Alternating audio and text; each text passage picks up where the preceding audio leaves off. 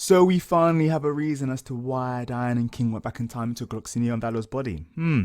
Interesting. All right, let's talk about this. Good morning, good afternoon, good evening, guys. Welcome to Article Chris is Talking. This is your weekly Nanatsu and Taizai manga review. This is for chapter 213. Yes, I can fucking count.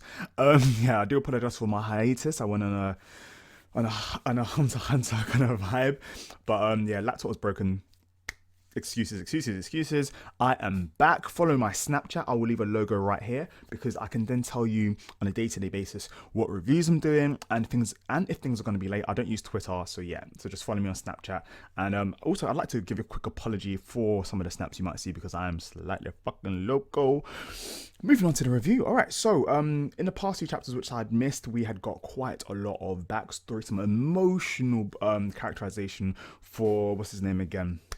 Galtha. I don't know what this was. It actually helped though. You know, if you forget shit, just hit your head. Probably doesn't help. Anyways, so with Galtha, and once again, Galtha had some emotional characterization. I'm definitely going to do a kind of like a breakdown as to why Galtha is probably one of the most important characters in Taizai and what he actually is. So I won't go too into that, but I'm going to focus mostly on this chapter. In this chapter, we basically kind of get the end result of what King decided to do, whether he was going to kill bloody Ro, who is Ro is Ban's ancestor, and or Ban is Ro's reincarnation. So there is definitely a huge connection between the two. And what was also cool about the connection between the two is when King was in Gloxinia's body and he was feeling that rage of when Gloxinia's sister was supposedly murdered. Well, yeah, so I think murdered or just no, not murdered, totally fucked up, like wing, leg, eye gone. Killua, Leorio, Hisoka. Sorry, this is kind of a game I play with my friends. Whenever we say gone, we literally have to keep throwing at Hunter words. But yeah, I digress. My hair is a fucking mess. What the fuck am I doing today? I'm literally all over the place. I'm so happy. You know when you have that nice coffee and shit just goes fucking yeah. Yeah, so basically, King decided to not do the same mistake that Gloxinia did, thus allowing him to break free of the spell of time. Oh my god, this is some fucking emotional shit. And we find out that Gloxinia tells King as well that, yo, by the way, if you did kill Ro, you would have been trapped in the same cycle that I was in, and there's a chance that King may not have come back.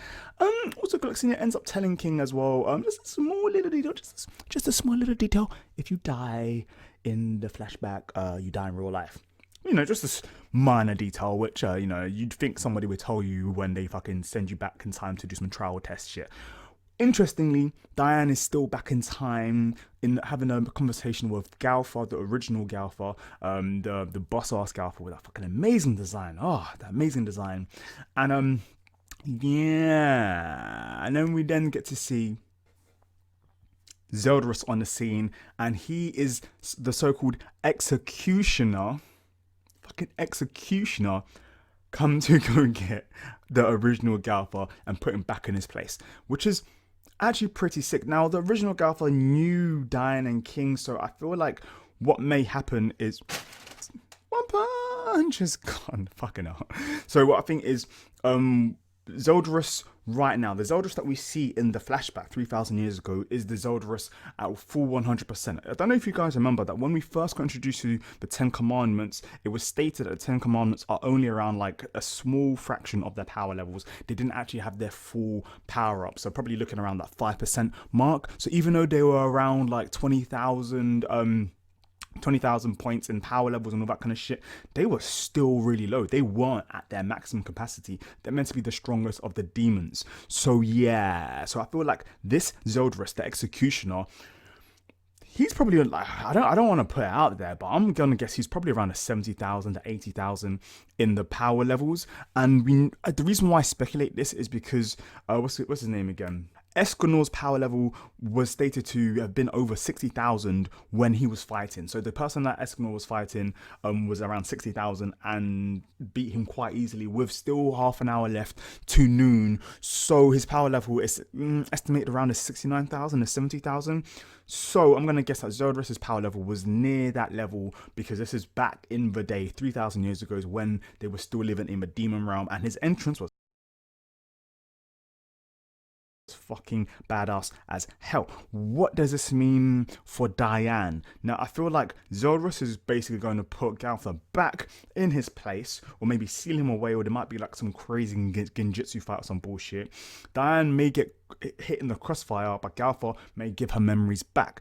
Galtha will give her memories back because Galtha is like, his whole abilities, more genjutsu's, mind manipulation, and Galtha was the one who took away the memories in the first place, and that was a puppet doll Galtha. So I feel like the original Galtha will be able to give her memories back, and not just the small memories, but the memories of, like, literally the memories of the original fairy kings of this whole situation, as well as memories of her and King when she was raised up. And maybe this will actually give a lot of characterization between the two of them, and the like, kind of that whole love rivalry that we didn't really know was going on. It's like, why is this so fucking awkward? Just Diane, just get your memories back. Why are you so fucking shit? Just get your memories back. How many times has Diane lost her fucking memories? What the hell?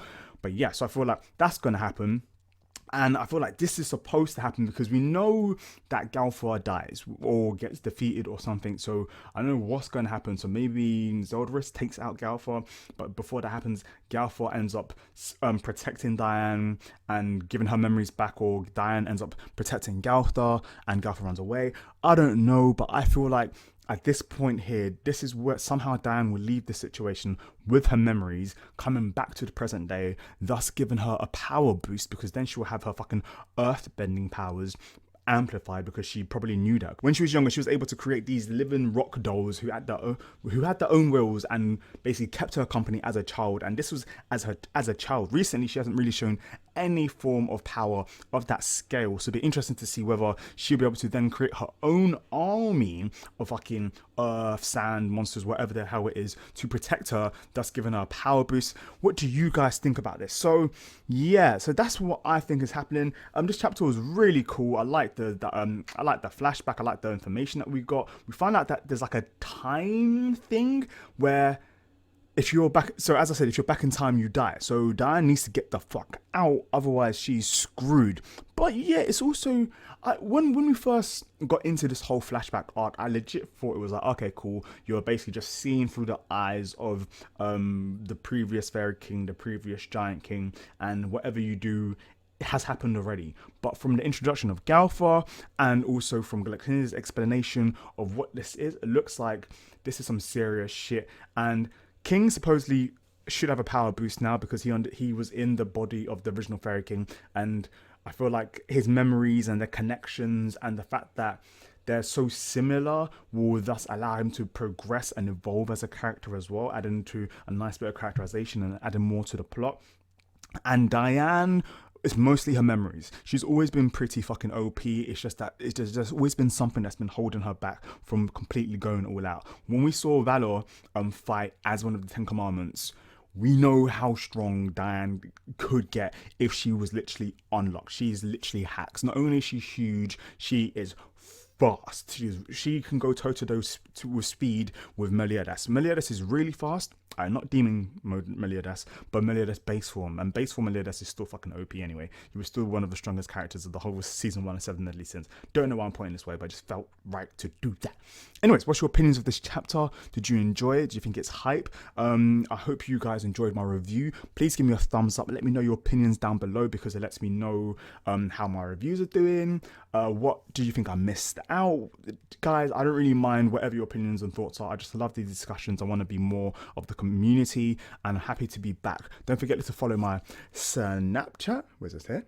Is it here? Yeah, somewhere around here. Don't forget to follow my Snapchat, and that way you'll know when my reviews are coming, and you can just basically just watch them on time. Hit that notification bell. Chris is talking. Peace.